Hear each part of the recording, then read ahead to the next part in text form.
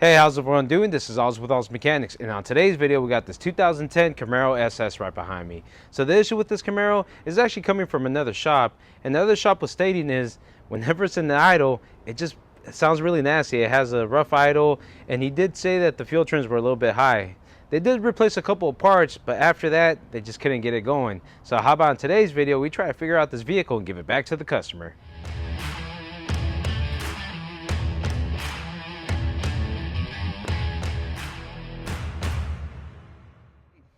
Alright, so we're inside the vehicle right now. So the shop did say that they did replace the throttle body, and he wanted me to do an idle relearn. He did tell me that this vehicle was running way too lean. He did a smoke test, and I think he did the fuel test too. He got like some fuel right there just to verify that they didn't put E85. That went well. And on top of that, he did injector flow test. So I'm not going to retest those. I trust this shop right here. This is a pretty good shop right here. Right now, what I really want to do is see what's going on. He did tell me anytime that he cleared the code, the car would not stumble. So let's turn this on. See, it's taking a while to start.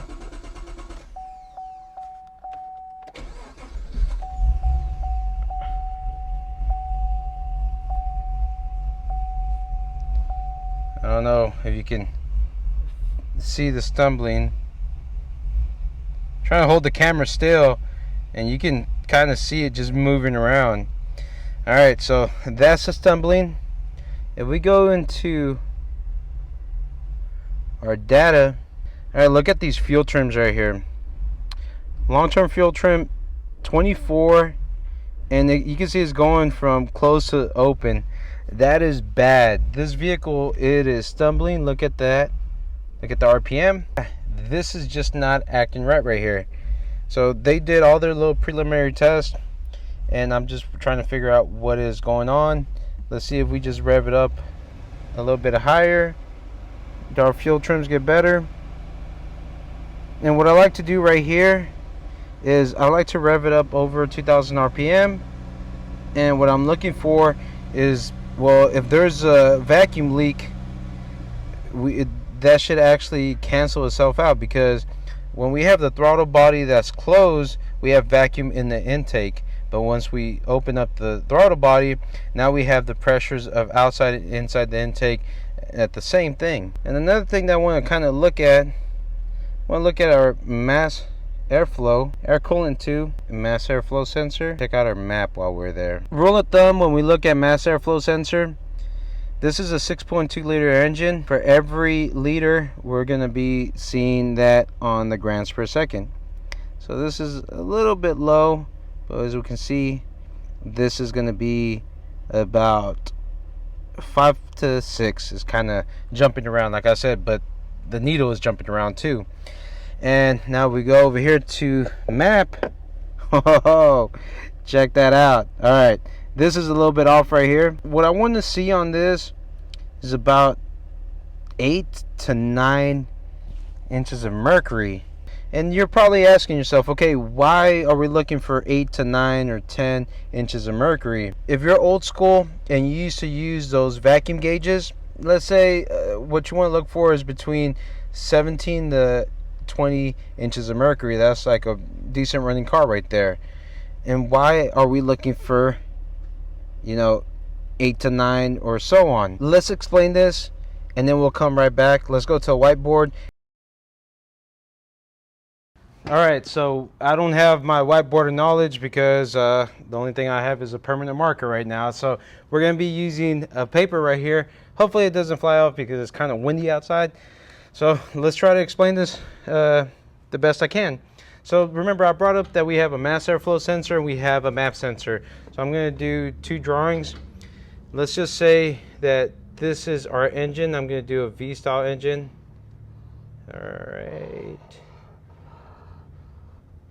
Alright, so that's our V-style engine, and we're going to have our intake right here. Okay, let's just say that this is our beautiful intake, and we're going to draw a mass airflow sensor style. So we're going to have our throttle body here, and then that throttle body has a tube that goes to our air box. So our mass airflow sensor is normally going to be somewhere right here. So we're going to put MAF. And what our mass airflow sensor is going to do is going to calculate the air that's going inside right here. It's going to calculate it right here, and then it's going to tell all the injectors and everything what to do. So that's how it's going to get that part. So that's a mass airflow sensor. So that's not going to be, that's going to be reading outside the engine. Now if we have our another engine right here, our MAP sensor is going to be right on the intake. All right, so we're going to have MAP there. So we're going to have our air filter there, our intake tube, and this is going to be a MAP sensor and mass airflow sensor. Some vehicles have both of them, but right now we're just going to simplify it, and we're going to just have the mass and MAP. Rule of thumb, what I like to use, like this is a 6.2 liter engine on here. Forget that, 6.2 liter. Rule of thumb is when I read my grams per second, it's going to be kind of correlating to liter that we have. Some other vehicles are different, so you might get other readings. And then when we look at our MAP sensor, what we're trying to do here, this is going to be a little tricky. So remember we read, I think it was like 3.8, and I said I want to see around like 8.8 to like 10. And how am I getting that number? That's what we got to be asking ourselves. How am I getting that number? You can see that they're way off. This is the way that you get this number. So what you're going to look at is going to look at the barometric pressure sensor. So here in Houston, Texas, where sea level, we're about 29.9. And the way, you know, if you look at, if you check out old school vehicles, this is a vacuum gauge, and as you can see right here, you have numbers 0, 5, 10, 15, 20. And you can see in the normal range, we're about like 18.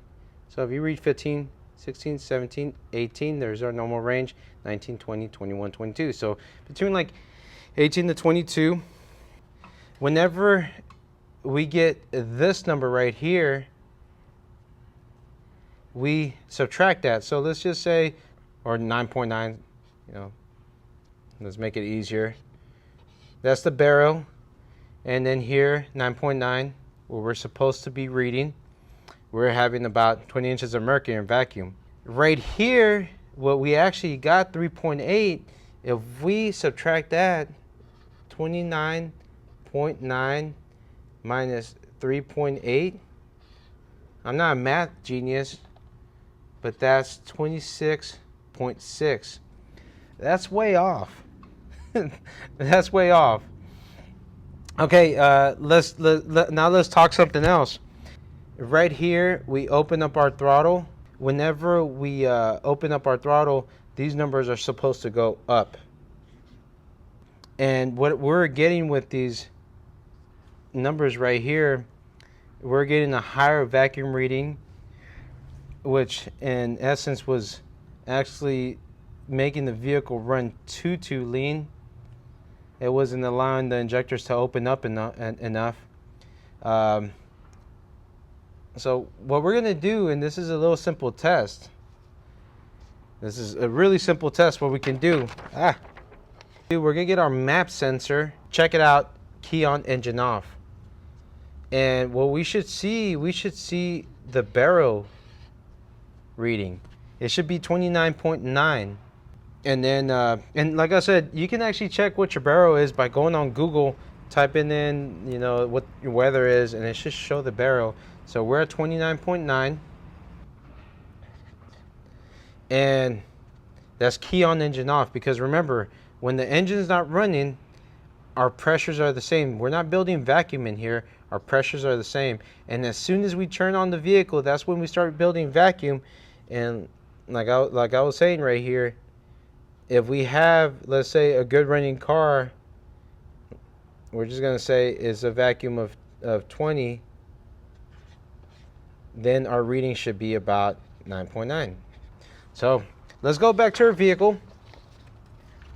I know this is a little bit complicated. It's kind of all over the place, can stop looking at the mass airflow sensor for now because we're looking at the map because it was reading 3.8, and we're gonna go see what's going on. So right now, what I want to do, we're gonna go back to the map sensor, and we should be seeing 29.9 because right now it's there's no vacuum in the engine, so we should be reading the same barrel pressure that we have. If there's something wrong, we gotta replace the sensor. So let's go to the vehicle. Let's see what we find out. All right, so we're inside the vehicle now. Let's try this out. Let's see what we get. All right, let's check this out. All right, so we can see our barrel sensor reading. It is at 26.5. That is not right. That should be reading about 29.9. And let's look at our map sensor. That's at 14.4, and that's way off. Could that be our issue right there? Because look at that. We have the engine off right now, so like I said, we should be pretty much, they should be the same. This should be the same as that, but it's not. As you can see, there's a difference.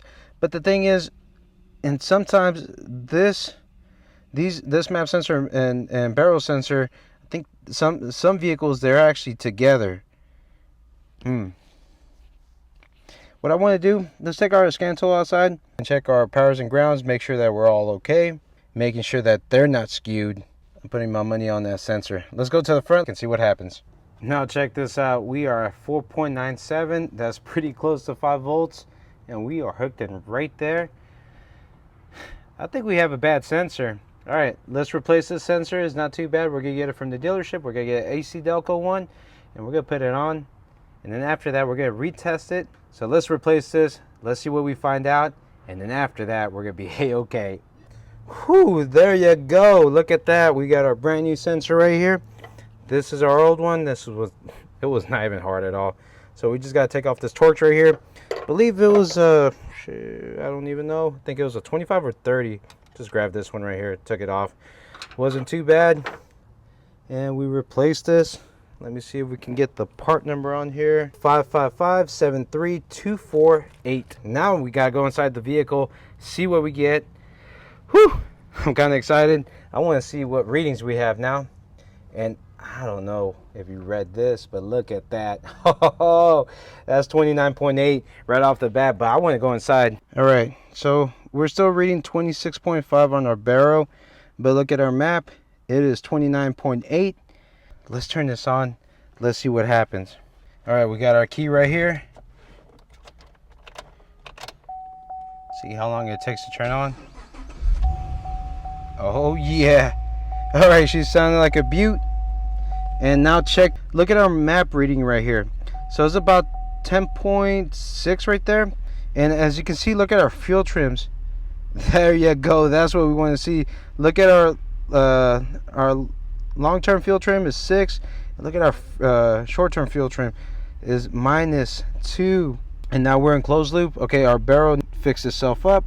So let's just get it like a number. 29.8 minus, we're just gonna say 10.6. We're just gonna say 10.6.